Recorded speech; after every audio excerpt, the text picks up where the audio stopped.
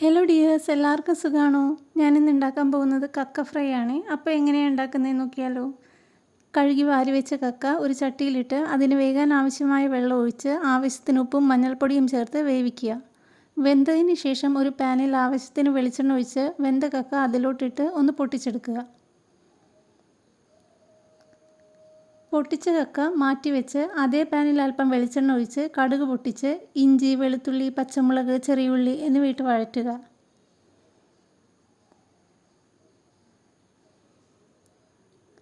വഴന്നു വരുമ്പോൾ അതിലേക്ക് തേങ്ങാക്കൊത്തുകൾ ഇടുക. ഇനി ഇതിലേക്ക് മസാലപ്പൊടികളൊക്കെ ഇടാം. കുരുമുളക് പൊടി, മുളക് പൊടി, മല്ലിപ്പൊടി, മസാലപ്പൊടി, മഞ്ഞൾപ്പൊടി എന്നിവ ഇട്ട് യോജിപ്പിക്കുക. ഇനി ഇതിലേക്ക് കുറച്ച് വെള്ളം ഒഴിക്കുക.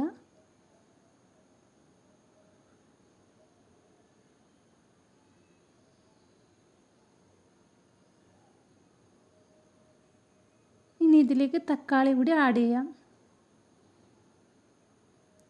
ഇനി ഒന്ന് അടച്ചു വെച്ച് വേവിക്കാതെ.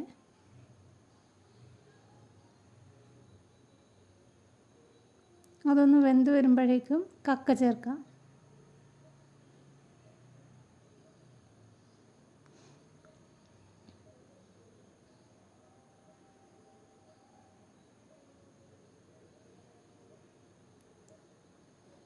കക്ക നന്നായിട്ട് ഇളക്കി ഒന്ന് യോജിപ്പിക്കുക. കുറച്ച് നേരം അടച്ചു വെച്ച് വേവിക്കുക. ഇത് മസാലയെല്ലാം പിടിക്കാൻ വേണ്ടിയിട്ടാണ്. അപ്പോൾ നമ്മുടെ കക്ക ഫ്രൈ റെഡി ആയിട്ടുണ്ട്.